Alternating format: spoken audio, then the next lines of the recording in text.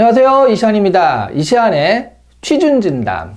취준진담 뜻이요, 여기 있잖아요. 취업을 준비하는 사람들을 위한 진솔하고 담백한 이야기. 정말 잘 갖다 붙였네요. 네, 취준진담 시작해 보도록 하겠습니다. 오늘은요, 여러분과 같이 나눌 얘기는 바로 이거죠. 공기업 취업에 도움이 되는 5가지 가이드. 아주 현실적인 가이드. 그러니까 뭐 열심히 하면 돼, 뭐 이런 개념이 아니라, 그러면 열심히 하는데, 열심히 해야죠 하는데, 그런 것들을 어떻게 구체적으로 나의 노력과 땀을 보낼 것인가, 어디에 그것을 투자할 것인가, 이런 부분들을 좀 효율적으로 하면요, 같은 시간 안에도 굉장히 그러니까 같은 노력을 들여도요, 굉장히 짧은 시간 안에 이게 가능하다, 이런 얘기가 될 겁니다. 일단 이걸 좀 생각해 보셔야 돼요. 현장에서 지금 현장에서 느끼기에 공기업이 정말 핫하다라는 생각이 너무 많이 들죠. 그 몇 가지 이유가 있는데, 2가지로 딱 보면요, 지금 기본적으로는 직장의 안정성이라는 것이 이번 코로나 때문에 완전히 폭발을 했다라고 생각하시면 될 것 같아요. 예전에 사실은 여러분 IMF라고, 그때 아마 안 태어나신 분도 태어나시긴 하셨나? 어쨌든 IMF 때는 안 태어나신 분도 있겠군요. 네, 어쨌든 그때는 굉장히, IMF 이전에는요, 정말 우리 경제가 잘 돌아가던 때거든요. 그런 때는 언제냐면, 대기업이나 중소기업도요, 입사를 하면은 어쨌든 거기서 평생 직장이라는 개념이 있었어요. 그런데 이왕이면 그러면 좋은 데 입사하고 싶잖아요. 그러면 대기업에 가면은 더 좋잖아요. 그럼 대기업에 가는 그 관문이 되는 것이 뭐냐? 좋은 대학교를 가면 됩니다. 그러니까 그때는요, 좋은 대학교를 가면, 그러면 대기업이 보장이 되고요, 대기업에 가면은 정년까지 일하는 게 보장이 돼요. 정년까지 일하잖아요? 그럼 60세 이렇게 딱 나오면 퇴직금이 적으면 3억, 많으면 5억, 뭐 10억까지도 이렇게, 10억은 정말 이렇게 좀 끝까지 가신 분들이 그렇게 받으셨는데, 그렇게 돈을 가지시고 나오면 은퇴할 때 3억 정도만 있어도요, 당시에 은행에 맡겨놓으면 이자가 15%, 20% 이랬단 말이에요. 그러니까 이자만 해도 뭐 10%만 해도 이게 3천이잖아요. 그런데 20%면 6천입니다. 1년에. 그럼 뭐 세금 내고 어쩌고 해도요, 그 돈을 가지고 계속 이렇게 살다가, 당시에 또 당시라고 하면 굉장히 오래전인 거 같은데, 오래전 맞네요. 그때니까 오래전이죠. 네. 근데 그때는 한 평균 수명이 지금보다 한 10살 정도 적었어요. 막 70 몇 세 막 이랬거든요. 그러다 보니까 그런 데까지 그냥 생존하는데 어렵지 않았죠. 무슨 얘기냐면, IMF 이전에 우리 경제는요, 좋은 대학만 가면 그러면 평생이 보장되는 경제였다. 그래서 그때는 인류대 가야 된다 막 그랬던 거죠. 그런데 IMF가 딱 터졌습니다. 그리고서 뭘 알게 됐냐면, 정년까지 보장하지 않을 수도 있구나, 회사가. 그쵸? 네, 회사가 정년까지 가지 않고요, 그 전에 나오게 될 수도 있구나. 그거를 IMF 때 처음 알게 된 거예요. 네, 진짜로.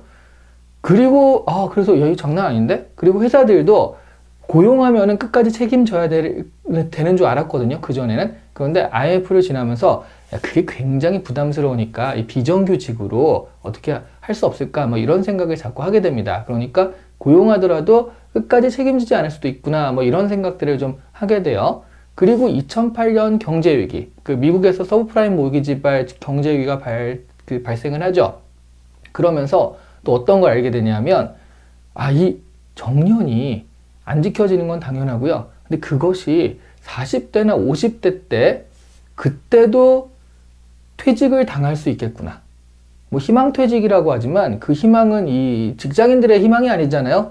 그 위에서 희망을 하는 거죠. 그러니까 희망퇴직을 당하게 되는데, 그게 40대, 50대에도 내가 이거를 그만두게 될 수도 있겠구나, 이런 것들을 알게 되는 겁니다. 그러면서 이제 그때 또 엄청나게 프랜차이즈 창업이나 이런 것들을 하게 되기도 하고요. 그래서 직장의 안정성이라는 게 굉장히 큰 화두로 등장을 했어요. 그래서 이제 공기업이나 공무원 이런 것들이 좀 인기가 좀 있다가, 최근에 코로나 사태를 겪으면서 완전히 뭘 알게 됐냐면, 어쨌든 직장은 계속 존속을 했던 거고, 직장이 나를 자르든 안 자르든 그런 문제였잖아요. 근데 지금은 어떤 느낌이냐면, 직장 자체가 없어질 수도 있구나를, 그거를 실감하게 되는 거예요. 그러니까 직장이 나를 보호해 주려고 한다 하더라도 그 직장 자체가 이렇게 와야 될 수가 있어요. 그 탄탄하던 아시아나항공, 이스타항공 이런 것들이 한순간에 날아가기도 하고요. 하나투어 이런 거는 거의 지금 뭐 구조조정이 있을 것이다 뭐 그렇게 얘기되고 있는데, 거의 한 10분의 1 정도 빼놓고는 다 구조조정 대상이 될 수 있다 이런 얘기가 나오기도 하죠. 그런 탄탄한 직장들이 이렇게 될 줄 누가 알았겠습니까? 그러니까 중소기업이나 이런 데들은 더 못 버티고요. 그러니까 기업은 어쨌든 이거는 안 망하고 버티고 있었던 건데, 내가 잘리면 잘렸지 그런 거였죠. 그런데 코로나를 지나면서 야, 이게 장난 아니구나. 그러니까 기업 자체도 없어질 수 있겠구나. 이런 걸 알게 되는 거예요. 그러니까 어떻게 되겠어요? 점점 더 그 안정성에 집착을 하게 됩니다. 일단 기업의 안정성. 기업은 기업이 없어지지 않을 것. 그러니까 그게 자꾸 공짜 붙은 대로 갈 수밖에 없어요. 그러니까 원래부터 이 워라밸이라든가 이런 직장 안정성이라든가 이런 것들이 이제 되게 중요하게 등장을 했었는데, 지금은 직업의 안정성에서 직장의 안정성으로, 직장 자체가 이게 끝까지 갈 것이냐, 또 그 안에서 내가 버틸 것이냐, 이런 것들이 굉장히 중요하게 등장을 했다라는 거죠. 그래서 다른 어떤 때보다도 지금 직장 안정성이라는 개념을 가지고서 많이 생각을 하셔야 되는 것입니다. 확확 넘어가네요. 이렇게까지 확확 넘어갈 건 아닌데, 그래서 두 번째 요소를 한번 생각해 볼게요. 두 번째는요, 공기업밖에 없어요. 채용이 이루어질 곳이. 중소기업 자체는 지금 중소기업 자체가 왔다 갔다 하기도 하고요. 그리고 대기업은 수시채용이라는 이름으로 지금 채용을 좀 거두어들이고 있는 편인 거죠. 그리고 수시채용이라는 것들이 필요할 때 필요한 인원을 뽑는다라는 건데, 최근 들어서 실물 경제가 돌아가지 않으면서 그렇게 필요가 없는 상황이 되었습니다. LG 같은 경우도 뭐 휴대폰 사업을 접고 그런 것들을 배터리라든가 이런 곳에 좀 효율적으로 하겠다라는 얘기는 기존에 있던 것도 접는다는 얘기거든요. 그러니까 새롭게 필요한 일들이 별로 없어요. 있던 것도 그 접고서 정확하게 우리가 구조조정하자 막 이러고 있으니까. 그러니까 지금 사기업 쪽에서는 그렇게 채용이 일어날 만한 일들이 많지가 않아요. 그러다 보니까 정부 측면에서는 학생들은 졸업을 하고, 그런데 어디는 가야겠고, 그런데 아예 채용이 없잖아요? 그러면 이제 빵 터질 수밖에 없죠. 그러니까 공짜 붙은 데들한테 뉴딜 정책 이런 걸 통해 가지고, 그러니까 공공 부문의 사업을 일으킨다든가 공공 부문의 일자리를 만든다든가 하는 수밖에 없는 거죠. 그래서 공기업 박람회가 있었잖아요. 공기업 박람회가 있었는데, 지금 오히려 작년도 이제 굉장히 많이 뽑았는데 25,000명 정도, 2만 명 넘은 게 얼마 안 돼요. 공기업 전부 다 합해서 2만 명 넘은 게 얼마 안 되는데 3, 4년밖에 안 돼요. 그런데 벌써 작년에 25,000이고 올해는 26,000명이 넘는다고 하죠. 이게 겨우 1,000명 늘었네 라고 생각하시겠지만, 코로나 상황이라는 걸 생각해 보시면 다들 줄거나 안 뽑거나 대폭 팍 떨어졌는데 오히려 늘었다라는 말이에요. 제가 이번 연도 되기 전에 2020년도부터 그런 예측 강의를 많이 했을 때, 공기업은 적어도 유지된다, 올라가거나 적어도 유지된다라고 계속 얘기를 했잖아요. 이럴 수밖에 없는 상황인 겁니다. 자, 그래서 다른 데는 채용이 거의 없고요. 공기업밖에는 채용이 어느 정도 이루어질 수가 없기 때문에, 그러니까 뭐 갈 수 있는 공기업밖에 없는 거죠. 네, 그래서 엄청 몰릴 예정이에요. 자, 그러니까 지금 뭐 직장 안정성 이런 개념, 그 다음에 공기업의 인원, 그 채용 인원이 유지되고 이런 것들 때문에 지금 많은 취업 준비생들이 여기로 몰릴 수밖에 없는 상황. 그러면 이걸 어떻게 효과적으로 극복해 나갈 것인가. 지금 사무직 같은 경우에는 웬만하면 100대 1 나오고 막 그렇거든요. 그러니까 정말 빡빡한 상황이죠. 하지만 이 몰리는 사람들 가운데서도 그냥 쓰는 사람들도 굉장히 많거든요. 이 중에 좀 효율적으로 준비를 하시는 분은 얼마나 될 것인가, 이런 것들을 좀 생각해 보시면서 오늘 5가지 가이드들을 좀 정확하게 익히시면 그래도 좀 효율적인 수험 준비, 취업 준비를 할 수 있지 않을까 싶습니다. 그럼 이제 본격적으로 이 5가지 가이드를 살펴보도록 할게요.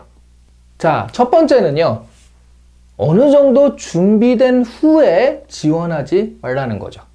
네, 어느 정도 준비하고 지원하라가 아니라 어느 정도 준비한 다음에 지원하겠다라는 생각을 버리세요. 그럼 언제 지원해야 되죠? 지금입니다. 지금 바로. 공고가 나면 바로 그때가 지원하기에 가장 좋을 때예요. 자, 왜냐하면 대기업 같은 경우에는 서류에서 사람들을 주로 고르고요. 그리고 공기업 같은 경우에는 서류 통과를 많이 시켜줘요. 그래야지 정부 입장에서도요, 서류 통과를 많이 시켜서 필기시험을 보게 해야지 어쨌든 기회를 준다라는 개념이 이 취준생들한테 생길 수가 있거든요. 근데 정부 입장에서도 그런 것들을 자꾸 푸시하게 되는 거예요. 블라인드 채용, 스펙추얼 이런 것들을요. 그러다 보니까 대기업은 서류를 통과하는 것 자체가 굉장히 준비가 많이 필요한 일이잖아요. 서류 통과를 위해서 여러분이 생각하는 스펙이라는 것들은 대부분 서류 통과를 위한 작업입니다. 뭐 학점, 영어 점수, 뭐 공모전, 무슨 경력, 경험 이런 것들, 인턴 경험 이런 것 전부 다 서류 통과를 위한 작업들이에요. 그러니까 어느 정도 이런 것들이 쌓여 있지 않으면 서류 통과 자체가 안 되기 때문에, 그래서 사기업이나 대기업 같은 경우에는 어느 정도 이런 것들이 갖춰진 다음에야 지원을 했을 때 효과가 나겠지만, 공기업은요 그렇지 않아요. 지금 굉장히 그래도 커말이라든가 뭐 이런 거 한국사라든가 있어야 되지 않나요? 라고 생각을 하시는 분도 있는데요. 예를 들어 한국철도공사 같은 경우에는 그런 거 없이도 서류 통과가 가능해서 필기시험을 볼 수 있게 됩니다. 산업인력공단 같은 경우, 그런 경우에는 한국사나 영어 같은 것들을 시험으로 보게 돼요. 지원하면은 그냥 서류는 통과되고요. 그러니까 다 다르다는 거죠. 커말이나 한국사 이런 것들이 있어야 되는 데도 있습니다. 가령 뭐 한국전력 이런 데들은 아무래도 그런 것이 있어야지 서류 통과가 될 확률이 좀 생기는데요. 거기는 배수로 사람들을 뽑는 거잖아요. 그런데 지원하는 사람들한테 전부 다 기회를 주는 그런 기업들도 있거든요. 그러니까 공기업의 채용이라는 게 다 달라요. 똑같지가 않아요. 어떤 데들은 그냥 와서 시험 봐 이런 데도 있고요. 어떤 데는 약간 그래도 내가 배수를 해가지고 서류에서 약간 거를게 이런 데도 있어요. 그러면 이거를 다 굳이 그런 게 필요 없는데 다 갖추려고 하실 필요는 없잖아요. 그렇죠? 그러면 그런 데들을 계속 시험을 보시다가, 그러면서 이제 왜냐하면 나는 이때 가령 10월 며칠 날 정도에 내가 원하는 공기업에 어디 시험이 있다, 여기가 있어 라고 하면 그 전부터 다른 데들도 지원을 하시라는 거예요. 여기는 그런 것이 굳이 필요 없는데 뭐 자격증이나 이런 게 필요 없어도 할 수 있는 그런 데들이 있다면 이렇게 지원을 하다가, 그러면서 되면 좋고요. 안 되더라도 그런 경력, 경험들, 시험을 봤던 경험들 이런 것이 쌓이면서 내가 원하고자 하는 데들의 할 가능성이, 시험을 잘 볼 가능성이 더 높아진다라는 거죠. 에듀윌 유료 회원만의 특별한 서비스.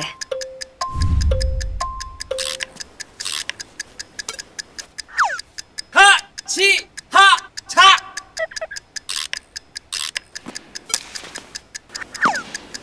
하치하차 정답! 같이 하자 친구야! 에듀윌 유료 회원!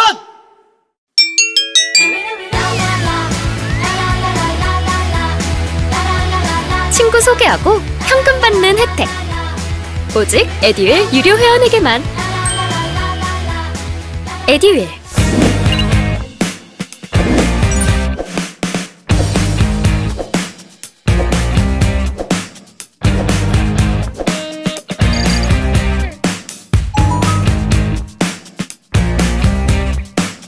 그래서 사실 100대1 이런 경쟁률은요, 약간 실력만으로 되는 경쟁률은 아니죠. 어느 정도가 올라가면 뭐 3명 중에 1명 뽑아, 뭐 100명 중에 30명 정도 뽑아 이러면 약간 실력대로 갈 수가 있는데요. 그런데 100명 중에 1명 뽑는다 이런 건요, 어느 정도 이상 되면 굉장히 운도 작용하고 여러 가지가 다 맞아야 돼요. 타이밍 이런 것들이. 그렇죠? 네. 그러니까 그런 것들을 해지할 수 있는 방법은 많이 지원해 보는 수밖에 없는 거죠. 많이 지원해야 돼요.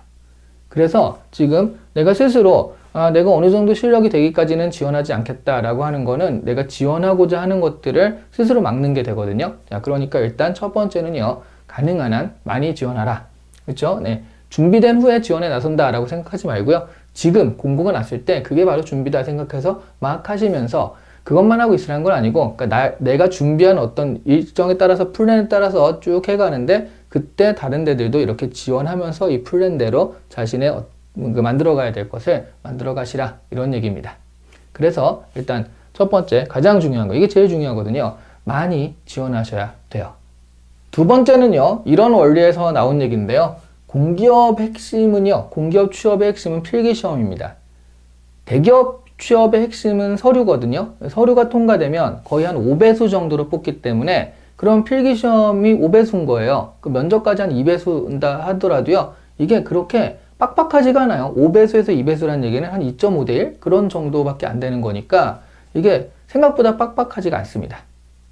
서류가 통과되면요. 그런데 공기업 같은 경우에는 서류에서 뭐 100배수 스펙 추월 해가지고 다 와 막 이래버리니까요. 그러면 100배수로 뽑았다가 면접은 2대1, 3대1이거든요. 그러면 필기시험에서 97, 98을 떨어뜨린다는 얘기니까 여기가 엄청 빡빡한 거예요. 그래서 서류보다는 필기시험에 올인할 필요가 있다. 그런데 이 필기시험 점수라는 게 그렇게 높지는 않아요. 왜냐하면 사람들이 열심히 공부하는 사람도 있지만 그렇지 않은 사람들도 꽤 많거든요. 그러니까 뭐 야, 사람이 이렇게 많으니까 뭐 100대 이런 거면 뭐 100점, 98점 이러도 떨어져 이런 개념이 아니라는 거죠. 보통은 한 80점 정도만 넘어도 커트라인을 넘을 확률이 굉장히 높은 점수입니다. 그러면 나는 80%를 목표로 공부를 하는 거고요. 그리고 이런 시험들, NCS 시험류는 아시겠지만 이게 능력 시험이기 때문에 한번 점수가 올라가면 유지가 돼요. 그러니까 암기 시험은 늘 계속 공부를 해야 되는데 안 그러면 또 까먹으니까 자꾸 이게 떨어지거든요. 근데 능력 시험은 올라가는 게 어렵지 한번 올라가면 유지가 돼요. 그러면 이쪽에서 내가 80 몇 점 나왔고 그러면 이쪽에서도 저쪽에서 80 몇 점 나올 가능성이 굉장히 높거든요. 그러니까 한번 되기 시작하면요. 몇 개씩 될 수 있어요. 그래서 여러분 그런 얘기 많이 들으셨을 거예요. 지금 어디 갔다가 6개월 만에 다른 데 또 시험 봐가지고 갔다. 그런 얘기들 많이 들으셨을 텐데 그게 가능한 건 여기 시험 볼 때, 여기 합격할 때 이미 NCS가 어느 정도 선을 넘었기 때문에 다른 데들도 좀 쉽게 넘을 수가 있기 때문에 그게 가능해지는 거죠. 그래서 공부에 좀 올인을 하셔서 NCS에서 어느 정도 점수를 받아간다. 그 일정 정도는 내가 이 점수를 맞는다라고 생각하시면 어떻게 생각하시면 이 올라갈 수 있는 여지까지 있는 그런 공기업판이라고 할 수 있습니다. 필기시험을 준비하다 보면요. 이게 NCS, 그 전공시험 같은 게 혹시 있다 그러면 전공시험은 정말 암기잖아요. 그러면 공부하면 되거든요. 그런데 NCS 같은 경우에는 공부를 해도 이게 점수가 느는 건지 문제를 푼다고 푸는데 이 문제 푼 것이 과연 나한테 도움이 되는 건지 헷갈릴 때가 많으실 거예요. 그런데 이게 내가 싹 다 암기해가지고 다 맞아버리리 이런 생각을 포기하시면요. 생각보다 NCS는 간단할 수 있어요. 지금 말씀드린 대로 80점을 목표로 하시면 됩니다. 100점 만점을 목표로 하는 것이 아니라 80점을 목표로 하시면 풀다가 이거 굉장히 시간 많이 걸릴 것 같아 그런 문제 있거든요. 아니면 풀다가 또 이거 내가 정말 싫어하는 문제야 이런 거 있어요. 난 퀴즈 문제, 참고집 문제 정말 싫어해 이런 사람들이 있거든요. 그러면 그런 것들을 빼고 풀 수 있다는 거죠. 그 예능 같은 데에서도 스피드 퀴즈 할 때요. 막 하다가 통과가 중간중간에 한두 개 정도 잘 활용하면 끝까지 갈 수가 있는데 근데 통과 안 하고 한 문제 맞추겠다고 버벅 대다가 뒤에 쉬운 문제들 다 놓치는 경우 그런 경우가 있잖아요. 마찬가지입니다. 그래서 80% 정도를 목표로 하시면요. 내가 주어진 문제의 90%를 풀고 내가 푼 문제의 90%를 맞춘다. 이런 식으로 목표를 하시면요. 이게 생각보다 달성하기 쉬운 목표가 될 수가 있거든요. 근데 우리는 항상 100%, 100점, 그러니까 검증도 하고 이걸 두 번, 세 번 보면서 확실하게 맞아야 돼 라고 생각을 하시는 건데 그런 시험이 아니라는 거죠. 커트라인만 넘으면 면접으로 가잖아요. 그러면 이게 점수가 없어져요. 블라인드이기 때문에 면접에서 자네가 뭐 수석인가? 그런 얘기가 없어집니다. 그러니까 딱 커트라인 걸쳐서 면접 간 사람이나 아니면 최고 수석을 해서 간 사람이나 똑같아집니다. 그러니까 아무 상관없어요. 물론 그러다가 이제 필기시험과 면접시험까지 합쳐가지고 최종적으로 점수를 합산하는 곳이 있긴 있어요. 그런데 많지는 않거든요. 그러니까 일단 기본적으로는 필기시험은 80%만 목표로 해가지고 일단 넘어간다. 이렇게 하시면 좀 여유가 생기실 거예요, 공부에. 제가 많이 받는 질문 중에 하나가요. 인턴을 해야 될까요? 이 얘기를 정말 질문을 많이 받아요. 그래서 네 번째로 말씀드릴 건 뭐냐면 인턴을 꼭 할 필요는 없다라는 거죠. 뭐 그냥 안전하게 대답하려면 아예 하시면 좋고요. 뭐 이런 식으로 해서 나쁜 게 어디 있겠습니까? 다 좋죠. 그런데 공기업 인턴의 가장 큰 문제는요. 길어요. 사기업은 방학 때 살짝 하는 것을 목표로 하기 때문에 한 달, 두 달 이런 게 많은데 여기는 오히려 3개월, 4개월, 심지어 6개월 막 이런 것도 있단 말이죠. 그럼 이거는 기본적으로 학교 다니시는 분은요. 휴학을 전제로 하는 거거든요. 그럼 내가 3, 4개월을 투자해서 이 인턴을 할 만큼 과연 인턴이 나한테 값어치가 있는가 이거를 생각하셔야 되는데요. 원래 사기업은요. 서류가 통과가 어려운 거잖아요. 그러니까 서류 통과를 위해서 인턴 같은 것들을 해가지고 서류 통과 가능성을 높이는 데 쓰는 겁니다. 그런데 공기업은요. 서류 통과가 그렇게 어렵지는 않아요. 물론 서류 통과를 빡빡하게 하는 데도 있겠죠. 복지 쪽 공기업 같은 경우에는 10배속 밑에가 많기 때문에 그런 데들은 그럴 수 있는데 에너지나 이런 쪽 공기업들은요. 무슨 발전소나 뭐 이런 데들은 스펙추얼 그러니까 다 와서 시험 봐 이런 데도 많고요. 뭐 50배수 뭐 이런 식으로 배수들도 많습니다. 그러다 보니까 서류가 그렇게 빡빡하지 않거든요. 그러면 이 인턴은 언제 들어가는가 라고 한다면 서류 배수가 있는 곳은 보통은 서류에서 가점 2에서 3% 정도 들어가고요. 안 그러면 그러니까 서류 통과가 없다 그러면 필기시험에서 가점으로 한 2에서 3% 또 이렇게 들어가는 경우가 있어요. 그러니까 생각해 보면요. 내가 3개월 동안 해가지고 필기시험에서 한두 개 더 맞는 거 정도 효과인 거거든요. 그냥 그때 공부를 하는 게 낫지 않을까요? 3개월, 4개월 동안 인턴할 그 시간에 공부를 하시면요. 그러면 그 인턴을 그런 식으로 인정해 주는 데가 있고 안 해주는 데가 있거든요. 그런데 그 3, 4개월 동안에 공부를 해가지고 그 점수를 한두 개 더 맞는 거예요. 이 점수로 보자면 3, 4%라는 건 뭐 좀 더 많아도 두세 개 더 맞는 겁니다. 그러면 여기는 시험을 보는 거니까 시험을 보는 어디든 이게 다 통용될 수 있거든요. 그래서 저 같으면 뭐 사람마다 다르긴 하겠지만 저 같으면 차라리 그 시간에 공부를 하겠다. 이렇게 생각할 것 같아요. 물론 공부 안 하고 그냥 아무것도 안 하고 노는 것보다야 인턴을 해보는 게 낫습니다. 근데 우리가 시간을 좀 효율적으로 써야 되잖아요.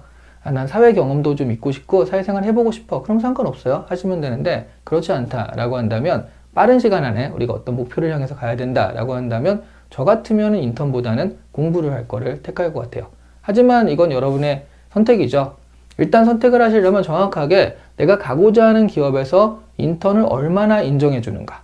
뭐 가점을 5%나 준다 이러면 뭐 좀 생각해 볼 만 하겠지만 가점이 1%다 그러면 이건 진짜 네. 자 그러니까 다 달라요. 인턴하면 무조건 좋아 나빠 그런 게 아니라 다 다릅니다. 공무원처럼 일률적으로 통일된 게 아니에요. 공기업마다 다 다르니까 그 채용 공고를 정확하게 보시고 그것이 필요하다 아니다를 판단을 좀 하시는 게 필요한데 전반적으로 평균적으로 얘기를 해달라고 한다면 저는 그 인턴할 시간에 공부를 NCS 공부라든가 아니면 전공 공부라든가 이런 것들을 하는 게 좀 낫지 않을까라고 생각을 하는 겁니다. 다섯 번째는요. 징검다리를 권장하고 싶어요. 물론 내가 원하는 곳을 한 번에 갈 수 있으면 가는 게 좋겠죠. 그런데 이게 가령 이 원하는 곳이 뭐 채용이 없을 수도 있고 굉장히 적을 수도 있고 또 이번에 또 운이 또 타이밍이 안 좋아가지고 이게 좀 안 될 수도 있습니다. 그렇죠? 이거 하나만 바라보고 하기에는 너무 경쟁률이요. 말씀드렸듯이 100대 1 이런 경쟁률은요. 이게 뭐가 어디서 어떤 일이 터질지 모르는 경쟁률이거든요. 그러니까 이렇게 다른 데를 갔다가 이렇게 가는 것도 좋은 방법이라는 거예요. 중요한 건 뭔가 시작을 하셔야 된다는 거죠. 시작을 하지 않고 그냥 계속 준비생 상태로 머문다라고 하면 일단 여러분 자존감이 좀 많이 떨어지게 되고요. 그리고 어떤 기회들도 오히려 덜 받게 될 수가 있어요. 그래서 차라리 내가 여기를 목표로 하지만 여기 갈 때까지나 다른 데는 죽어도 안 해. 이것만 죽어라 할 거야. 이렇게 하실 필요가 없다는 거죠. 무슨 대학교도 아니고요. 나는 뭐 여기만 갈 거야. 이런 것도 아니고요. 그렇죠? 네. 뭐 대학교도 마찬가지예요. 대학교도 오히려 이렇게 갔다가 편입해서 가는 경우도 있고 아니면은 일단 반수라고 해서 이렇게 하는 경우도 있잖아요. 그렇죠? 심지어 대학교도 그런데 이거는 기업인데요.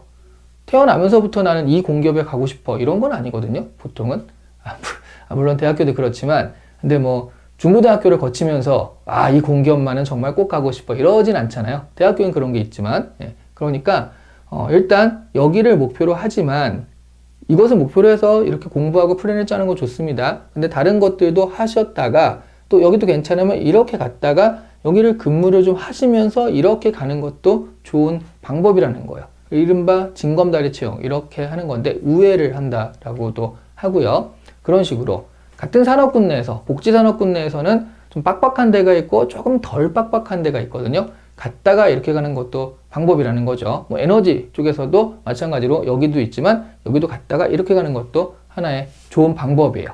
그런 경험도 쌓이고요. 그리고 이제 어차피 시험도 비슷하니까 시험도 그렇게 보게 되고, 그리고 근무를 하면서 돈도 벌고 시간이 정확하게 또 6시 칼퇴근 한 다음에 그리고서 저녁 먹고 좀 어느 정도 공부를 한다. 매일 2-3시간 한다. 그러면 지금 하시는 것보다 오히려 그때 공부를 더 많이 하시는 거일 수도 있어요. 그럼 규칙적인 생활을 하시게 되면. 그런 식으로 실제로 그렇게 올드루키들도 상당히 많습니다. 여러분 생각보다 더 많아요. 그래서 그런 식으로 좀 우회하는 것도 좋은 방법이니까 이런 것도 한번 생각을 해보시라, 이렇게 권장할 수 있겠습니다. 자, 지금까지 이시안의 취준 진담, 공기업을 효율적으로 좀 준비하고 갈 수 있는 5가지 가이드를 알려드렸습니다. 여러분 이런 것들에 대해서 좀 궁금하거나 아니면 이런 것 좀 다뤄줬으면 하는 콘텐츠가 있으면 게시판이나 이메일로 이렇게 내용을 보내주시면요, 그걸 참고해서 저희가 이제 좀 작성하고 그럴 때 또 이렇게 여러분과 강의로도 만나는 거니까 그럴 때 참고로 좀 하도록 할게요. 그런 내용들 보내주시면 거기에 맞춰가지고 저희가 알려드리도록 하겠습니다. 자, 오늘은 여기까지 하고요. 다음 달에는 보다 더 좋은 콘텐츠로 다시 돌아오도록 하겠습니다. 감사합니다.